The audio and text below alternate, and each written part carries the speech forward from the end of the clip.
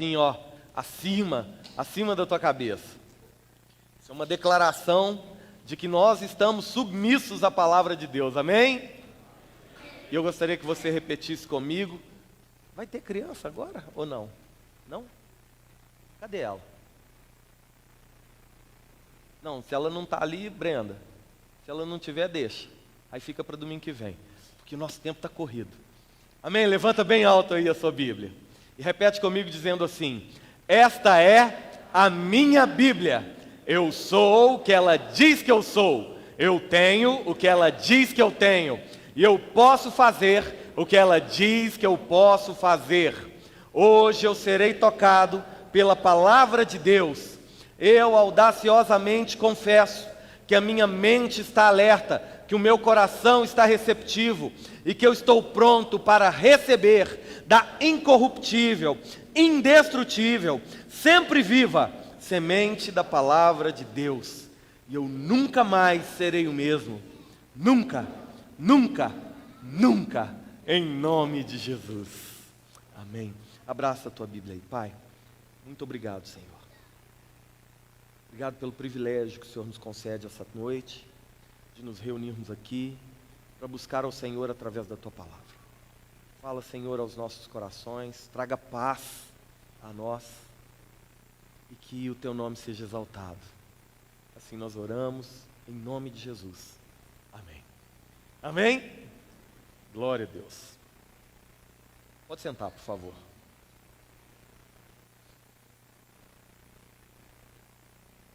Abre comigo, por favor, Evangelho de Lucas. Irmãos, esse aqui é um texto muito conhecido de todos nós, inclusive já foi tema de ministração aqui, por mim e por alguns outros irmãos que servem aqui. Mas eu creio que o Senhor, Ele sempre renova a Sua palavra em nossos corações.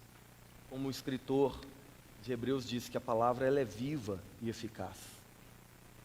Ela é mais cortante que qualquer espada de dois gumes. Ela divide alma e espírito, junta e medula, pensamentos e intenções do coração. Uma palavra que não muda, mas ela se renova em nós. E eu creio que, apesar de já ter sido tema assim de tantas ministrações aqui, eu creio que nessa noite o Senhor, Ele tem um propósito específico para você. Por isso Ele te trouxe aqui. Porque o Senhor, nós vamos ver nesse texto, Ele não age sem um propósito.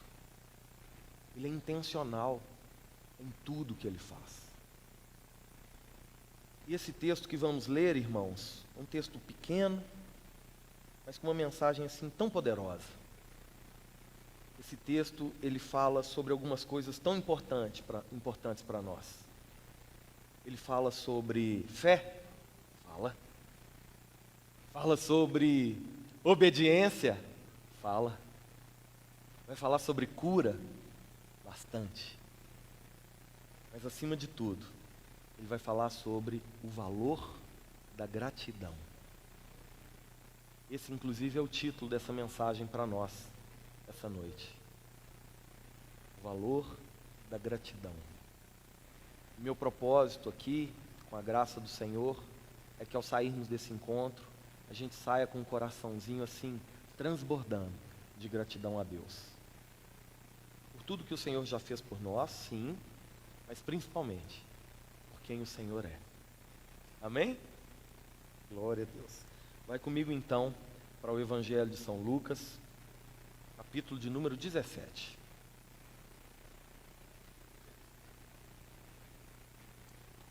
Eu acho que você pode glorificar mais, não pode? Amém? Lucas, capítulo de número 17. Nós vamos ler dos versos 11 até o verso de número 19.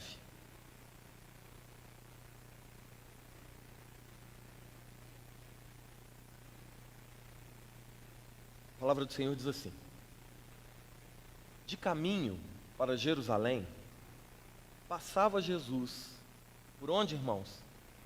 Pelo meio de Samaria e da Galileia. Ao entrar numa aldeia, saíram-lhe ao encontro 10. Quantos? 10 leprosos, que ficaram de longe e gritaram dizendo: Jesus, mestre, compadece-te de nós. Verso 14. Ao vê-los, disse-lhes Jesus: Ide e mostrai-vos aos sacerdotes. Aconteceu que, indo eles, foram purificados, ficaram limpos. Um dos 10, quantos? Um dos 10, vendo que fora curado, voltou, dando glória a Deus em alta voz, e prostrou-se com o rosto em terra, aos pés de Jesus, agradecendo-lhe. E este era samaritano. Então Jesus lhe perguntou: não eram 10 os que foram curados? Onde estão os outros 9? Não houve porventura quem voltasse para dar glória a Deus, senão esse estrangeiro? E disse-lhe, verso 19, e disse-lhe: levanta-te e vai, a tua fé te salvou. Amém? Pai, obrigado pela tua palavra, Senhor. Nós te agradecemos pelo privilégio de podermos livremente, ao alcance dos nossos olhos, das nossas mãos e do nosso coração, buscar ao Senhor. Fala conosco, em nome de Jesus. Amém. Como eu disse, irmãos, esse texto, ele vai falar de tantas coisas muito importantes, fundamentais.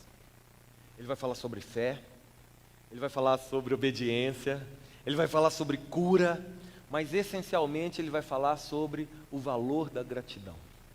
O como isso é importante e o como isso precisa ser observado por nós, inclusive nos dias de hoje. Por quê, irmãos? Porque o escritor de Hebreus, ele foi muito claro. Ele disse que Jesus Cristo é o mesmo ontem, hoje e sempre será o mesmo. Então a maneira com a qual o Senhor se relaciona conosco também não vai mudar. É o coração do homem que tem mudado, é o coração do homem que tem esfriado, é o coração do homem que tem se tornado alheio ao agir de Deus. Não foi Deus que parou de falar, não foi Deus quem parou de fazer, não foi Deus que parou de agir. Fomos nós que paramos de ser gratos. Por isso, entender acerca do valor da gratidão é tão importante. Mas para que eu e você possamos compreender, talvez com um pouquinho mais de profundidade, acerca do que está acontecendo aqui, de tudo que está acontecendo aqui, eu preciso primeiro dar uma volta na história com você e te explicar o porquê que Jesus fez questão de citar este homem como samaritano. O fato é, irmãos, que os judeus e os samaritanos, eles não se davam, eles não combinavam um povo com o outro, eles não se relacionavam. Na verdade, são povos hostis uns aos outros. Só que não foi sempre assim. Na época em que Salomão era o rei, era um único reino, que após a morte do rei Salomão, esse reino foi dividido entre reino do norte e reino do sul. Com a morte do rei Salomão, um dos filhos de Salomão, o Jeroboão, migrou com 10 tribos para o norte, formando o chamado Reino do Norte, cuja capital se tornou Samaria. E o segundo filho de Salomão, Roboão, ele ficou no sul, com 2 tribos, Judá e Benjamim, e formou uma outra capital chamada Jerusalém. Até aí, tudo bem. Desavença entre irmãos acontece em toda a família. O problema, irmãos, é que por volta do ano 722 antes de Cristo, a Assíria invadiu o reino do norte. A Assíria tomou a capital Samaria e levou cativo todo o povo que estava ali. E como estratégia de dominação, como estratégia de aculturação, os assírios começaram a promover casamentos entre os judeus samaritanos e os povos pagãos, o que era proibido pela lei de Moisés.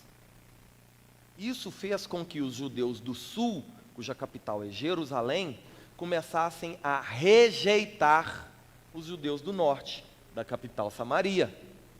Começaram a declarar que, por causa desses casamentos ilícitos, por causa desses casamentos fora da lei de Moisés, aquele povo não era mais considerado um povo puro, não era mais considerado um povo digno de ser chamado povo de Deus. E aí começou a divisão. Esse é o estopim. Aí é a raiz da divisão que dura até os dias de hoje. Até hoje, esses dois povos não se dão. Até hoje, esses dois povos têm dificuldade na relação um com o outro. Sabe o que é curioso? O curioso é que nós somos aquele povo que não era, mas foi feito. Não éramos povo de Deus, mas através de Jesus Cristo fomos enxertados na videira, na vida de Deus, e agora fomos feitos filhos de Deus. Não éramos. O curioso, irmãos, e para não dizer triste, é que ainda nos dias de hoje, muitas pessoas que não eram e passaram a ser, continuam agindo como aqueles que achavam que eram e começaram a rejeitar os que, aos olhos deles, deixaram de ser. Você está aqui comigo? Nos dias de hoje, aqueles que são chamados igreja, aqueles que se auto-intitulam cristãos, conseguem criar separação entre quem é e quem não é, quem pode e quem não pode, quem é digno e quem não é digno, quem é de Deus e quem é do diabo. Como se a prerrogativa, como se a sentença, como se o julgamento coubesse a nós. Não cabe. Nós não temos autonomia para isso, nós não temos autoridade para isso, nós não temos discernimento para isso. Quem sou eu para dizer quem está salvo e quem não está? Quem sou eu para dizer quem é de Deus e quem não é? Pelo simples fato de categorizar pessoas, eu já estou demonstrando que talvez eu não seja. Esse é o fato. Algo que acontecia 722 anos, que aconteceu 722 anos antes de Jesus, e depois de Jesus já existe 2020 anos, e ainda não aprendemos nada com a história da igreja. Repetimos os mesmos erros, cometemos as mesmas falhas, condenamos as pessoas, dedo em riste, sem misericórdia, sem compaixão, sem amor.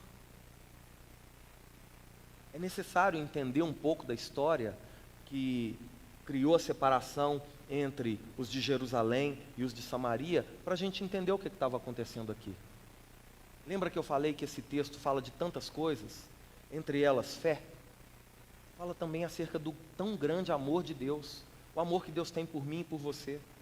Fala sobre a intencionalidade do agir de Deus através do Filho Jesus.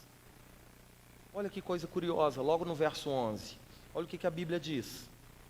De caminho para Jerusalém, passava Jesus pelo meio de Samaria e da Galileia. Irmãos, pelo que a gente lê no texto, Jesus estava descendo. De antes do reino do norte até chegar no reino do sul. Ok? A trajetória ideal talvez fosse margeando o Rio Jordão. Na verdade, era até a rota proposta, porque as margens do Rio Jordão tinham grande fluxo de pessoas, tinham caravanas, tinham comércio, tinha lugar onde comprar comida, tinha lugar onde pousar. Era o ideal para um viajante. Mas aqui a Bíblia está dizendo que de caminho para Jerusalém, olha aqui, passava Jesus pelo meio de Samaria. Um lugar aparentemente hostil. Um lugar que onde aparentemente ele seria rejeitado. Já havia acontecido isso. Você se lembra daquela outra passagem bíblica, né? Jesus enviou ali João e Pedro à frente da comitiva, né? Como se fossem dois tropeiros para preparar pousada para Jesus e para os outros discípulos nessa peregrinação em direção a Jerusalém. A gente sabe o que Jesus foi fazer em Jerusalém. Ele foi se entregar por mim e por você. Então, nessa caminhada, Jesus envia João, envia Pedro, e a comitiva segue atrás. Eles chegam primeiro a uma aldeia de samaritanos, uma outra aldeia, diferente um pouquinho dessa aqui, vocês vão entender por quê. Chega lá João e Pedro, e eles estão negociando a pousada de Jesus e dos outros discípulos ali, quando enfim chega Jesus e os outros discípulos. Aí os samaritanos que estavam conversando, viram e falam assim, peraí, é para esses judeus aqui que nós vamos preparar a pousada? Não, aqui não, judeu aqui não fica não. Foi rejeitado. Sabe o que é curioso? Curioso é que João, o discípulo amado, e que depois se tornou quem? O apóstolo do amor. Esse João virou para Jesus e falou assim, na linguagem do pastor Arley dos dias de hoje, ô chefe, pode ficar tranquilo, deixa comigo, o senhor quer que eu ore e mande descer fogo para a gente passar o cerol em todo mundo? Não foi isso? O senhor quer que eu ore e mande descer fogo? Ou seja, vamos exterminar todo mundo, Senhor. Qual foi a resposta de Jesus para ele? Você não sabe de que espírito eu sou, não? Eu não vim para matar, eu vim para dar vida. Eu não vim para condenar, eu vim para libertar. Eu vim para salvar. Eu vim para aqueles que estão enfermos serem curados. Foi para isso que eu vim. Jesus repreende Pedro ali, mas agora ele estava aqui de novo, passando por uma aldeia de samaritanos. Um lugar que talvez pela experiência, um lugar que talvez pelo contexto histórico, um judeu jamais passaria. Você é rechaçado, você é hostilizado, você é rejeitado. Mas lembra que eu te falei que Jesus é intencional? Lembra que eu te falei que Jesus não faz nada sem um porquê? Sabe por que Jesus, mesmo podendo seguir por outro caminho, escolheu passar por dentro de Samaria, pelo meio de Samaria? Porque tinha alguém ali que precisava ter um encontro com ele. Sabe o que a Bíblia diz a respeito disso? Clama a mim e responder-te-ei. Sabe o que a Bíblia diz a respeito disso? Jamais te deixarei, nunca te abandonarei. Sabe o que a Bíblia diz a respeito disso? Que nenhum daqueles que o Pai me confiou eu vou perder. Esse é Jesus, irmãos. Agindo a fim de demonstrar o próprio amor de Deus ao homem que sofre, ao homem que se perdeu. O que é bonito aqui é que Jesus não só passa pelo meio de Samaria, como agora a Bíblia diz no verso 12 que ele entra numa aldeia. Sabe qual que é a diferença dessa aldeia aqui? Diferente daquela outra onde Jesus e os outros discípulos iam pousar, essa aldeia aqui é uma aldeia de leprosos. É uma aldeia, é um recinto, é um reduto exclusivo para leprosos. O que acontecia nessa época, irmãos? A lepra era uma doença sem cura.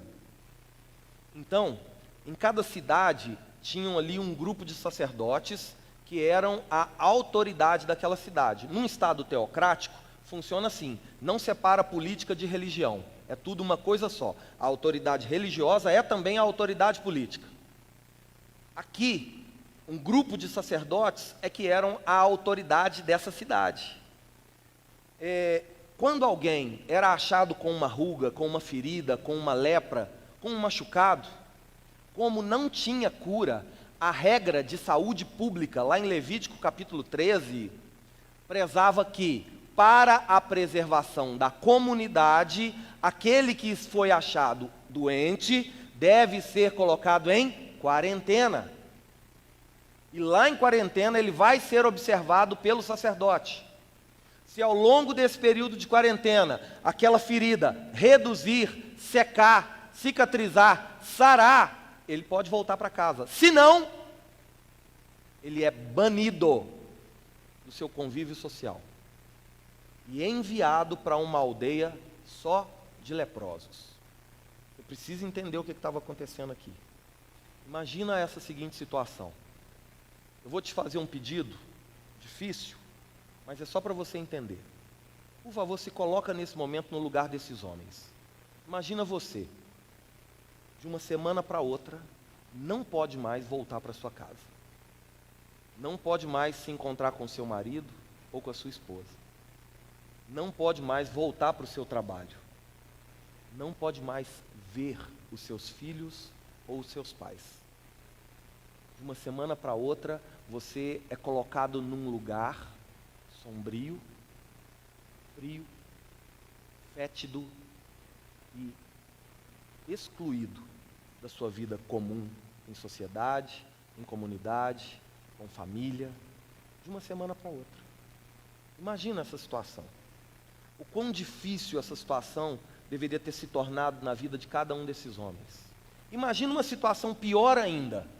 Mesmo que aquela ruga, aquela ferida não fosse lepra, mas fosse identificada como lepra, e esse homem fosse enviado para uma aldeia só de leprosos, o que fatalmente iria acontecer ali?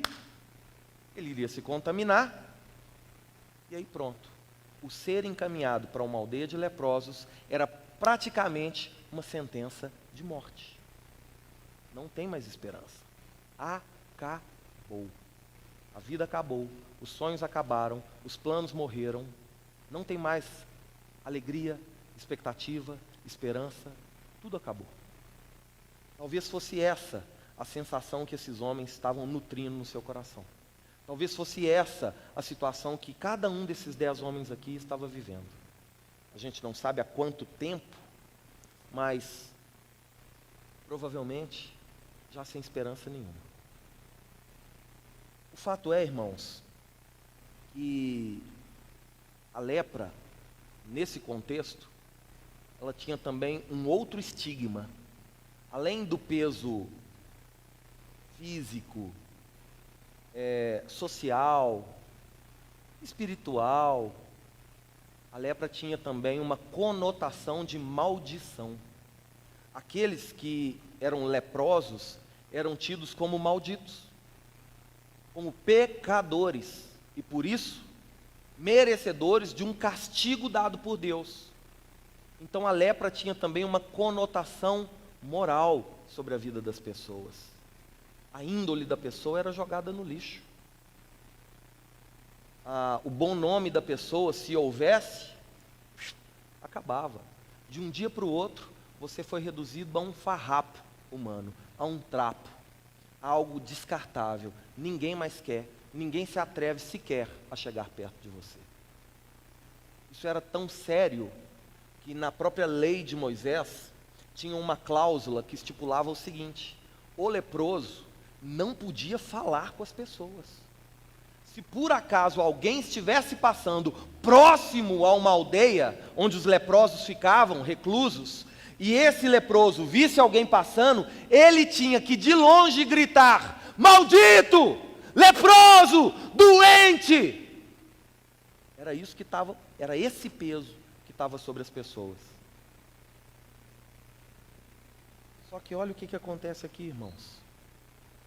Verso 12. Ao entrar numa aldeia, saíram-lhe ao encontro 10 leprosos. E olha aqui o verso 13. Ficaram de longe, igual a lei mandava, correto? E gritaram, igual a lei mandava. Só que olha o que eles gritaram, irmãos. Eles gritaram, ao invés de gritar assim: maldito, eu sou leproso, eu sou doente, eles gritaram o seguinte: Jesus, mestre. Foi isso que eles gritaram.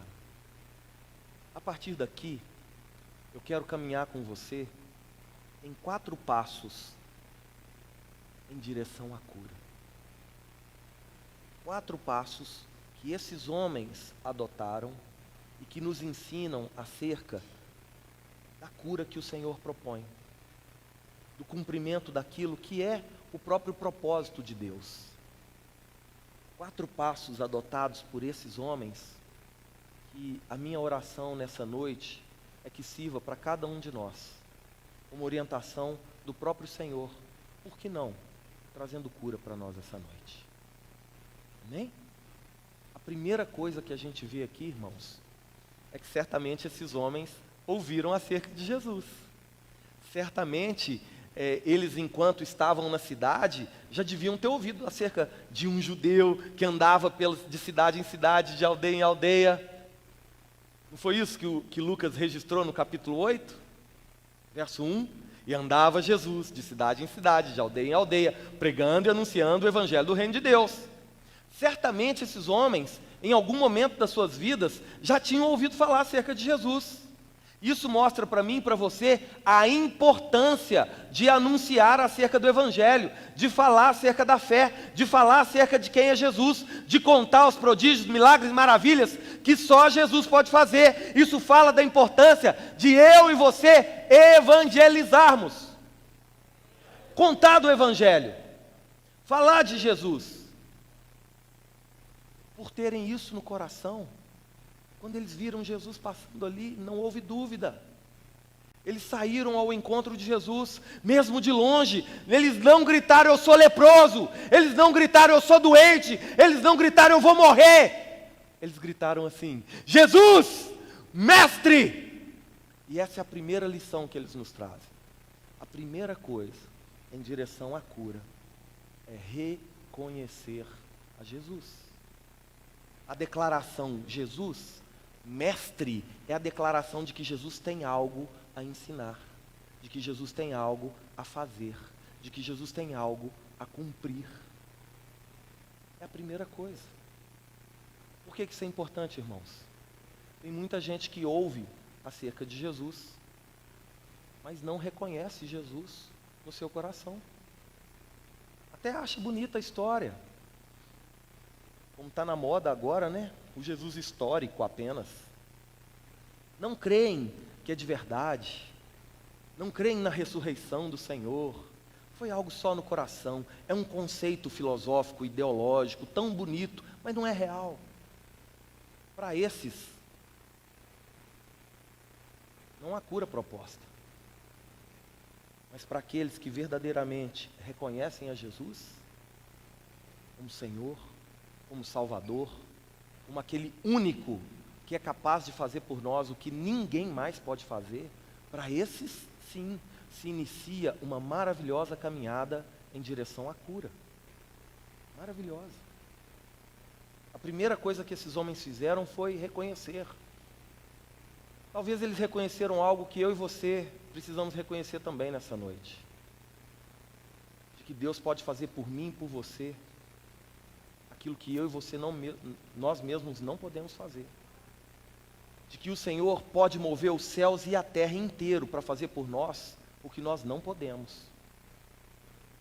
Mas ao longo desse texto a gente vai ver que talvez eles entenderam também que o Senhor não vai mover uma palha para fazer por mim e por você aquilo que compete a mim e a você fazer por nós mesmos. Aqui comigo? Então a primeira coisa que eles fizeram foi reconhecer: Jesus, mestre! Logo em seguida eles deram um segundo passo. Eles clamaram: tem misericórdia de nós. Tu és Deus, olha para mim. Eu não sou nada, eu não posso nada. Sem você, estou condenado.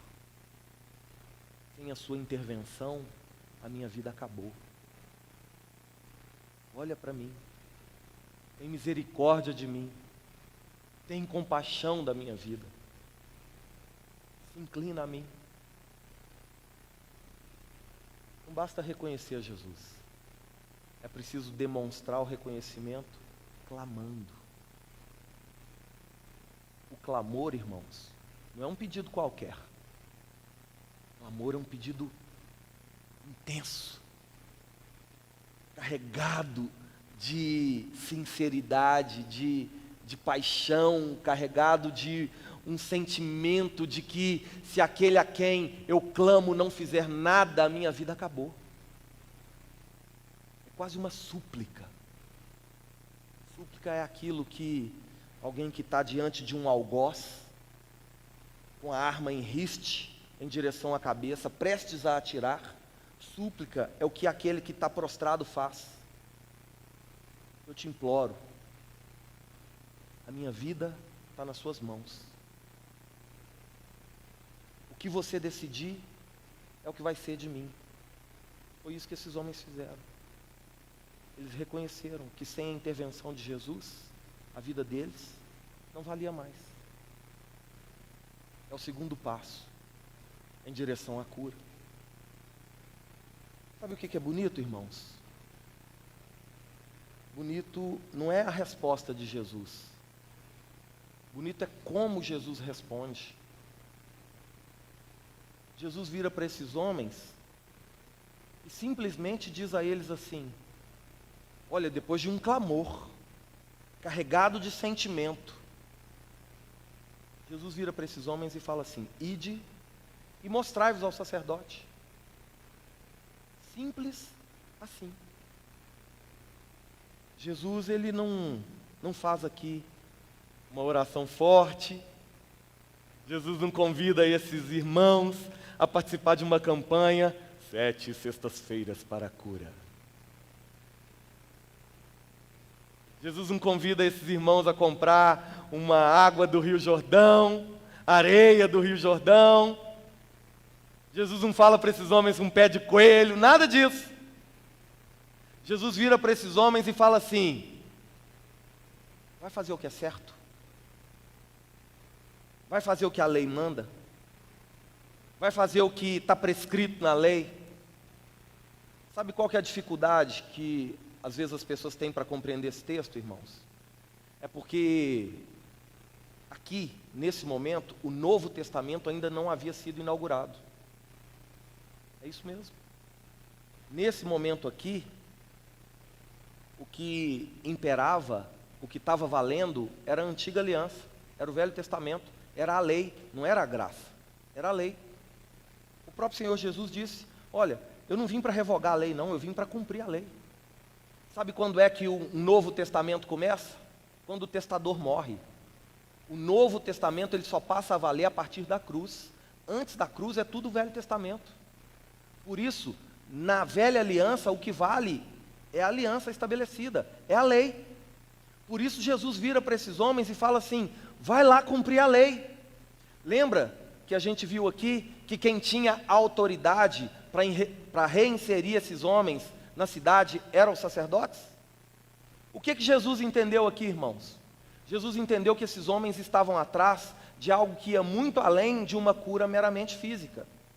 Que esses homens estavam atrás de um resgate da autoestima, estavam atrás de um resgate do convívio com a família, talvez de estar de novo com os filhos, de estar de novo com os pais, de estar de novo com a esposa, de estar de novo com o marido, de voltar a trabalhar, de voltar a viver, de voltar a ter a vida que um dia já teve. Jesus entendeu isso e falou para eles: olha, para vocês terem isso de novo, vocês vão ter que voltar aos sacerdotes. Vão lá e se mostrem para os sacerdotes. Só assim, ide e mostrai-vos para o sacerdote. A partir desse momento, esses homens passaram a ter 2 escolhas. A primeira delas era murmurar, duvidar, reclamar. Como assim? Ele nem botou a mão na minha cabeça? Como assim? Ele não fez a oração forte da cura? Como assim? É só isso mesmo? E fazer o que é certo? É assim mesmo. O caminho para a cura passa por fazer o que é certo. Talvez tem cura que você ainda não viveu, porque tem coisa que você ainda não fez. Coisa que já devia ter feito, mas ainda não fez. Talvez o coração ainda está apertado, porque tem um perdão que não foi feito, não foi liberado. Talvez tenha uma dívida, um compromisso moral com alguém que ainda não foi sanado. Talvez o que ficou para trás é o que está te amarrando no passado. E por isso, não avança, não segue, não cura. A ferida está sempre aberta. Aquilo está sempre doendo, porque está sempre sangrando. A gente não esquece. Não tem paz. Vai tomar banho, lembra daquilo. Vai comer um prato de comida, lembra daquilo. Deita para dormir, aquilo fica na mente. A cura passa por fazer o que é certo, por cumprir o que deve ser cumprido. primeira opção que esses homens tinham era murmurar, era reclamar, porque Jesus não fez algo extraordinário. Eu não senti um frio no estômago, eu não senti um calafrio, a nuca não arrupiou. Será que é Deus mesmo? Será que é Jesus mesmo? Será que para ser Jesus não tinha que ter um... Não tinha não, irmão. Jesus é simples, desse jeito mesmo. E é direto desse jeito mesmo. Vai e faz o que você tem que fazer. Vai lá fazer o que você sabe que você precisa fazer, que é certo. Essa era a primeira opção, reclamar, murmurar. A segunda opção, e é o que a gente vê aqui que eles escolheram. E é o terceiro passo em direção à cura. Eles reconheceram, eles clamaram, e agora obedeceram. A Bíblia diz que eles não questionaram. O que eles fizeram? Eles foram. Irmãos, há um poder tão grande na obediência. A Bíblia fala que é melhor obedecer do que sacrificar. Quando a gente obedece, a gente coloca a nossa confiança naquele que direcionou. Quando a gente obedece, a gente caminha na responsabilidade de quem apontou o caminho. Quando a gente desobedece, a gente assume para nós mesmos toda a responsabilidade. E aí aqui, num encontro como esse, entre o que esses homens viviam e o que eles poderiam viver, irmão, eles não tiveram dúvida. Vou caminhar debaixo da palavra do Senhor. É esse o lugar da cura. É debaixo da palavra do Senhor, em obediência àquilo que o Senhor está propondo. É seguindo conforme o Senhor orienta. Aqui estão as palavras de vida eterna. Lembra? Quando Jesus está exortando a multidão e as pessoas estão indo embora, aí os discípulos chegam e falam assim: Senhor, essa palavra é muito dura, o povo está indo embora. Aí Jesus vira para eles e fala assim: uai, vai também. Aí, qual que é a resposta? Não. Olha o que ele responde. Para quem, não é para onde, é para quem iremos, se só tu tens as palavras de vida eterna. É quem? É quem? E esses homens escolheram a segunda opção, que é obedecer. Reconheceram, clamaram e agora obedeceram. Terceiro passo em direção à cura. Sabe o que é bonito? E eu gostaria de convidar você a fazer um outro exercício de imaginação. A Bíblia diz aqui que enquanto eles caminhavam, olha só, verso 14. Enquanto eles caminhavam, eles foram purificados. Foram curados. Eu quero que você imagine essa cena. Imagine 10 homens, maltrapilhos, mal cheirosos, andando todos juntos. E de repente, eles começam a andar, e aí começam a ficar ofegantes, começam a ficar ansiosos, a alegria começa a brotar de novo no coração, a expectativa por uma vida nova começa a voltar, sonhos começam a nascer de novo, a ansiedade por chegar em casa, por ver a esposa, por ver os filhos, por voltar a trabalhar, começa a voltar o coração daqueles homens, e de repente eles estão andando ali, e o Alcides olha para mim e fala assim: Arley, a sua orelha está aí. Aí eu falo: Alcides, o seu dedo. E aí é uma festa, é uma explosão de alegria, é uma explosão de felicidade. Isso é algo que o encontro real com Jesus promove, irmãos. Não tem como ter um encontro com Jesus e viver assim, a vida. Sabe por quê? Porque Jesus naquele instante estava restaurando não só o corpo físico daqueles homens. Jesus estava restaurando as emoções. Jesus estava restaurando os sonhos, os planos, os ideais. Jesus estava trazendo aqueles homens não somente de novo para as vidas que eles já haviam vivido, mas agora talvez para serem vividas com muito mais intensidade, com muito mais alegria, com muito mais gratidão do que eles já haviam vivido antes. Porque, infelizmente, a gente tende a só dar valor quando a gente perde. Quer ver um exemplo? Morto ganha mais flor do que vivo. Em vida, o marido não leva uma florzinha para a esposa. Ela morre, manda comprar aquele buquê, como é que chama aquilo? Coroa, leva lá para uma rainha morta. O morto não vai cheirar mais aquela florzinha. O morto não vai se alegrar mais com a beleza daquelas flores.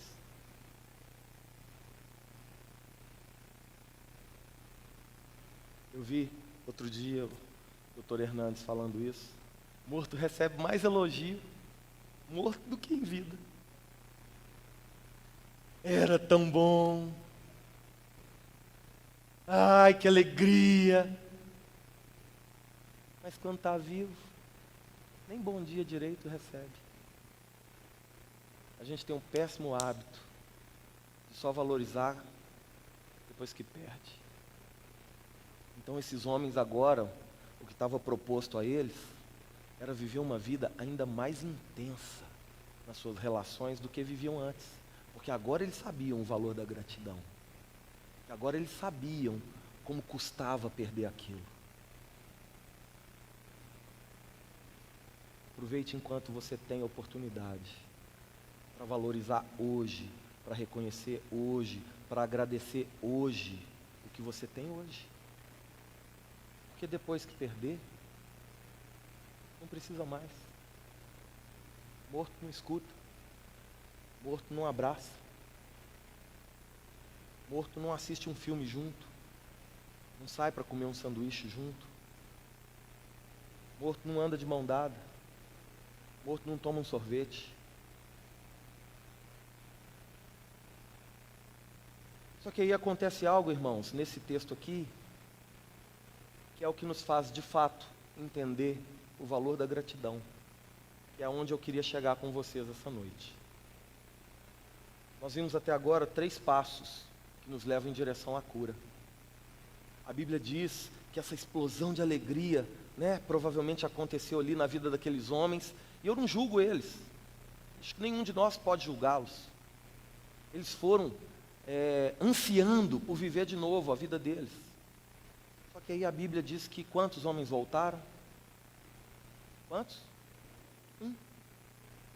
Eram quantos? 10. 1 voltou. E esse que voltou, ele voltou para onde? Para onde? Voltou para Jesus.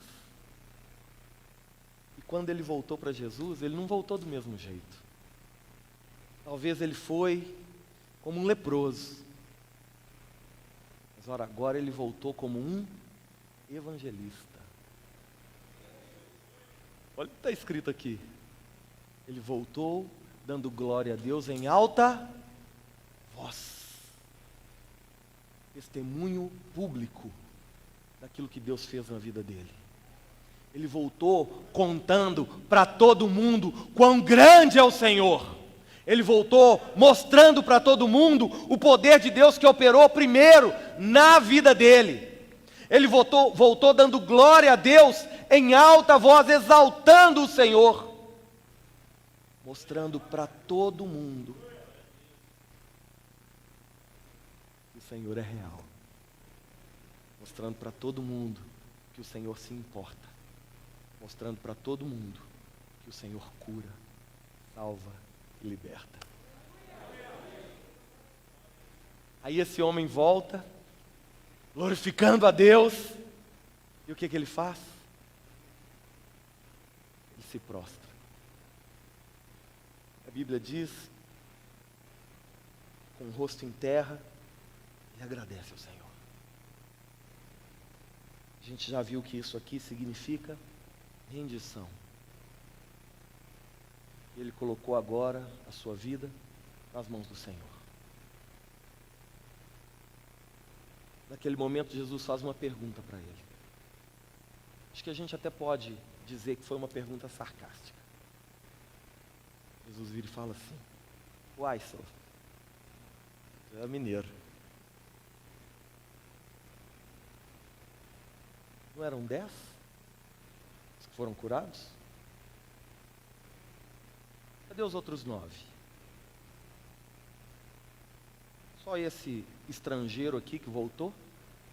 Só esse samaritano que voltou? Só esse aqui que era tido por indigno? Só esse aqui que era tido por não merecedor? Aqueles outros que eram considerados dignos de Deus, cheios de Deus, povo de Deus, família de Deus, esses não voltaram para dar glória a Deus? Esses não voltaram para reconhecer o agir de Deus? Jesus, nesse instante, está falando que a religiosidade sem a piedade é hipocrisia. E religião sem compaixão é hipocrisia. E se dizer cheio de Deus, mas vazio de amor e de gratidão, é hipocrisia. E que o máximo que a gente recebe para quem age dessa forma, para quem segue apenas os 3 primeiros passos, é algo muito bom, sim, maravilhoso. É uma cura natural, emocional, mas é uma cura que vai durar até quando? Até a próxima enfermidade. Mas para aquele homem que estava ali prostrado, voltou glorificando a Deus em alta voz, e que agora se rendeu aos pés de Jesus, agradecendo, que entendeu o valor da gratidão, Jesus virou para ele e falou assim: fica de pé, porque a sua fé te salvou. Curados, todos os 10 haviam sido, só que somente um recebeu uma cura suprema, uma cura eterna. Somente um recebeu uma passagem para um lugar onde nunca mais vai haver dor, nunca mais vai haver fome, nunca mais vai haver ranger de dentes, nunca mais vai haver frio e nem sede, nunca mais vai haver medo. Somente um recebeu a salvação, que somente um reconheceu o valor da gratidão. 4 passos que nos levam em direção à cura, a cura que importa buscarmos. Ser curado nas emoções, ser curado na saúde física é muito importante. Mas o Senhor tem algo que vai além disso para mim e para você. O Senhor tem algo proposto que é muito maior e mais sublime. Levanta, porque a sua fé te salvou. A partir de agora, aquele homem vai viver eternamente ao lado do Senhor.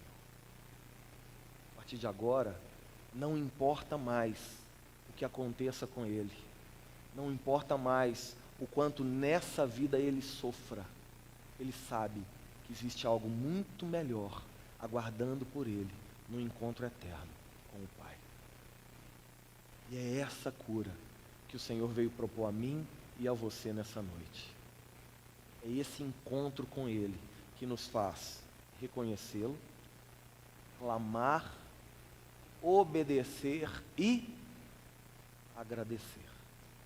É o 4º passo em direção à cura. Minha oração é para que você possa experimentar esse encontro com o Senhor.